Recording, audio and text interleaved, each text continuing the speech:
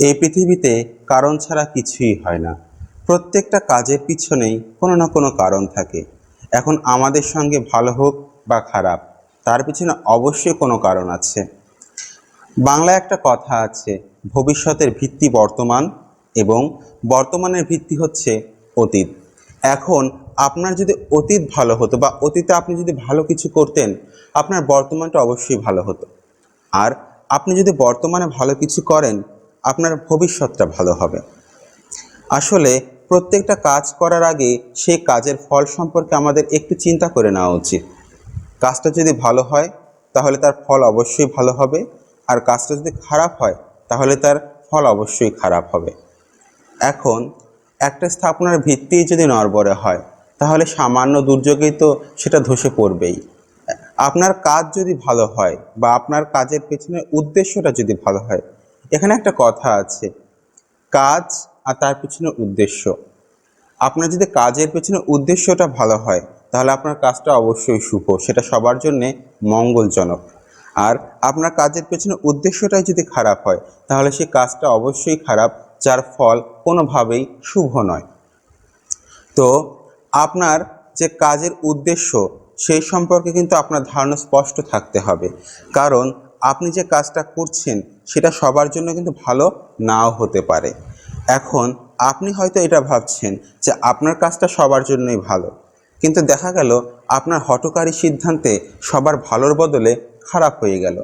সেই জন্য প্রত্যেকটা কাজের পেছনে উদ্দেশ্য সম্পর্কে পরিষ্কার ধারণা থাকা উচিত, যে আমার এই কাজ সবার জন্য ভালো হবে না খারাপ হবে, বা আমার নিজের জন্যই ভালো হবে না খারাপ হবে। এখন আপনি একটা কাজ করছেন যেটা অন্যের দৃষ্টিতে খারাপ, কিন্তু আপনার কাজের পেছনে উদ্দেশ্য শুভ, তাহলে কি সেটা খারাপ কাজ? মোটেই না। আপনার উদ্দেশ্য ভালো হলে আপনার কাজটা খারাপ হতেই পারে না। অনেক সময় এমন হয় বা আমরা যেটা করে থাকি সেটা হচ্ছে, একটা মানুষকে তার কাজের ভিত্তিতে বিচার করি, যেখানে তার কাজের পেছনের উদ্দেশ্যটাই আমার অজানা। এখন যে কাজের পেছনে উদ্দেশ্যটা আমি জানি না, সে কাজ সম্পর্কে আমার কতটুকুই বা ধারণা, বা সে কাজটা আদৌ ভালো না খারাপ সেটা কিন্তু আমি নিজেও জানি না। আমার দৃষ্টিতে হয়তো সেটা খারাপ দেখাচ্ছে, কিন্তু তার উদ্দেশ্যটাও তো ভালো হতে পারে। অনেক সময় আমরা যেটা দেখি বা যেটা ভাবি এমনটা কিন্তু নাও হতে পারে। এখন আপনি যেটা ভাবছেন বা যেটা দেখছেন সেটাই যে ঠিক, এটা আপনি এতটা নিশ্চিত হচ্ছেন কিভাবে? মানুষের কাজ বা মানুষের কর্ম আপনি যেটাই বলুন না কেন, এইটার পেছনের উদ্দেশ্যটাই আসল। সবসময় আপনার দেখা যে সবটাই ঠিক হবে বা আপনি যেমনটা ভাবছেন সেটাই যে হবে, এটা কিন্তু ভাবা বোকামি। এই পৃথিবীতে অবাস্তব বলে কিছু নেই, এই পৃথিবীতে সবই বাস্তব। এখন যদি আপনার সামনে কোনো ঘটনা ঘটে যেটা আগে কখনো ঘটেনি, তাহলে সেটা কি অবাস্তব? মোটেই না। আপনি একটা জিনিস ভাবছেন এটা অবাস্তব, কিন্তু দেখা গেল সেটা আপনার সামনে ঘটে গেল, তখন আপনি কি বলবেন? তাই প্রস্তুত থাকা উচিত, প্রস্তুত থাকা ভালো। এটা আপনাকে মেনে নিতে হবে যে এই পৃথিবীতে যে কোনো কিছু হতে পারে, যে কোনো কিছু ঘটতে পারে। আপনার ধারণার বাইরেও অনেক কিছুই হতে পারে। সেখানে আপনি একটা জিনিস দেখছেন সেটা যে সবসময় ঠিক হবে এমনটা নাও হতে পারে। একটা জিনিস মাথায় রাখবেন, এই পৃথিবীতে একমাত্র নিঃস্বার্থভাবে যে দুজন মানুষ আপনাকে ভালোবাসে সে হচ্ছে আপনার পিতামাতা। সে আপনার সব থেকে কাছের মানুষ। আর আশপাশে যারা আছেন তারা কিন্তু আপনার সবচাইতে কাছের মানুষ নন। তাদের কিন্তু ভালোবাসাটা পুরোপুরি স্বার্থ বহির্ভূত নয়। এর অর্থ এটাই দাঁড়ায়, তারা যে কাজটা আপনাকে করতে বলছে সে কাজের পিছনে কিন্তু স্বার্থ অবশ্যই থাকতে পারে। আপনাকেই বিচার করে দেখতে হবে সে কাজটা করা উচিত না করা উচিত না। তো অনেক সময় হয় কি, আপনি যেটা চাচ্ছেন সেটা আপনি ইনস্ট্যান্টলি নাও পেতে পারেন। হ্যাঁ, কেমন?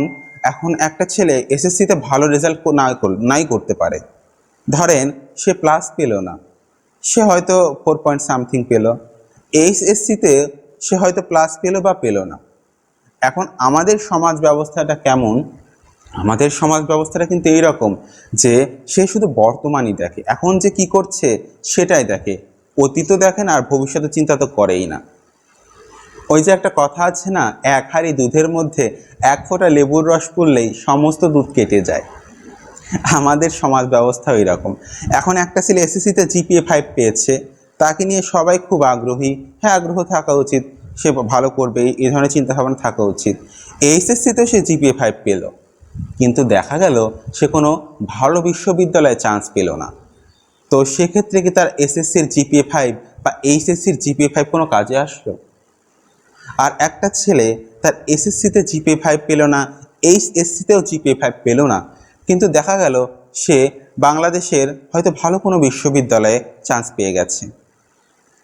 এখন যদি আমি আমার স্বার্থকে কেন্দ্র করে আবর্তিত হই, তাহলে হয়তো আমি সাময়িক সাফল্য পাবো, কিন্তু সেই সাফল্যটা দীর্ঘস্থায়ী হবে কিনা সেটাতে যথেষ্ট সন্দেহ আছে। এখন যদি আমি কর্ম করে যাই কর্মফলের কথা চিন্তা না করে, তাহলে কিন্তু তার ফল অবশ্যই মিষ্ট হবে। কারণ আমি যতই কাজ করি না কেন, আমার ক্লান্তি আসবে না বা আমার মনেই হবে না যে আমি কাজ করছি, কারণ আমি জানি আমাকে কাজটা করে যেতে হবে। আর যারা মানে ফলের আশা চিন্তা করে কাজ করবে, তারা কিন্তু ক্লান্ত হয়ে পড়বে যে না, আমি এখন অনেক কাজ করে ফেলেছি, বা আমি যে কাজটা করছি তার জন্য এটাই পর্যাপ্ত। তো বিষয়টা এরকম। আপনি যেটা করছেন, প্রথমত তার পেছনে আপনার উদ্দেশ্য পরিষ্কার থাকতে হবে, আর দ্বিতীয়ত আপনাকে ফলের চিন্তা করা যাবে না। আপনি যখনই আপনার ফলের চিন্তা করবেন, তখনই আপনার প্রাপ্তি আর প্রত্যাশার হিসাব চলে আসবে। আর যখনই এটা আসবে, তখনই আপনার মধ্যে মানসিক অশান্তি কাজ করবে। তার থেকে এটাই কি ভালো নয়? আপনি কাজ করে যান, বাকিটা ঈশ্বর বা আল্লাহর হাতে ছেড়ে দিন। আর আপনি কাজ করে যান, যেটা হবে সেটা ভালোই হবে। কারণ হয়তো অনেক সময় এমন হয় যে আমরা যেটা চাই সেটা পাই না বলে আমরা হতাশাগ্রস্ত হয়ে পড়ি। কিন্তু আপনি যেটা পেয়েছেন তার মর্ম বুঝুন। এই পৃথিবীতে পরিশ্রমীরা কখনো ঠকে না। আপনি যদি মনে করেন যে আপনি ঠকেছেন, আপনি ভুল করবেন, কারণ আপনি যেটা পেয়েছেন সেটাই আপনার জন্য ভালো। আপনার ভালো, অনেক সময় মানুষ এটা ভাবে যে আমি যেটা ভালো ভাবছি সেটাই আমার জন্য ভালো। আমরা এটা ভাবি না যে এই জগৎটা আপেক্ষিক। এই আপেক্ষিকতার এই জগতে আজ যা ভালো, কাল কিন্তু সেটা খারাপ, আবার কাল যেটা খারাপ তারপরে কিন্তু সেটা ভালো হতে পারে। এই চিন্তাটা আমরা করতে পারি না। তো যেটা পেয়েছেন সেটা নিয়ে খুশি থাকুন, আর প্রত্যেকটা কাজের পেছনে আপনার উদ্দেশ্য পরিষ্কার রাখুন, আর নিষ্কামভাবে কাজ করুন। আপনার ভালো হবেই হবে। আজ হয়তো ভালো হয়নি, এমন হতে পারে আজ আপনার সঙ্গে যেটা হয়েছে সেটা নিয়ে আপনি খুশি নন, সন্তুষ্ট নন, কিন্তু দেখা গেল ভবিষ্যতে আপনার জন্য অনেক ভালো কিছু অপেক্ষা করছে। সেজন্য আপনাকে অবশ্যই নিষ্কাম কর্ম করতে হবে। কাজ করে যান, ভালো হবেই হবে। আর যেটাই অর্জন করুন আপনি, সেটাই আপনার জন্য ভালো হবে। আর যারা নিষ্কাম কর্ম করে, তারা যেটাই পাক সেটাতেই খুশি থাকে, তারা কমেই খুশি থাকে। আর যারা কমে খুশি থাকে, তাদেরকে দুঃখ দেওয়া বা তাদের কষ্ট দেওয়া অতটা সহজ নয়, তাদেরকে ভেঙে ফেলা অতটা সহজ নয়, তাদের মানসিক অশান্তিতে রাখাও অতটা সহজ নয়, কারণ তারা সব কিছুর জন্য প্রস্তুত থাকে। ভালো থাকবেন সবাই। সবার সুস্বাস্থ্য ও দীর্ঘায়ু কামনা করে শেষ করছি আজকের ভিডিও। ধন্যবাদ।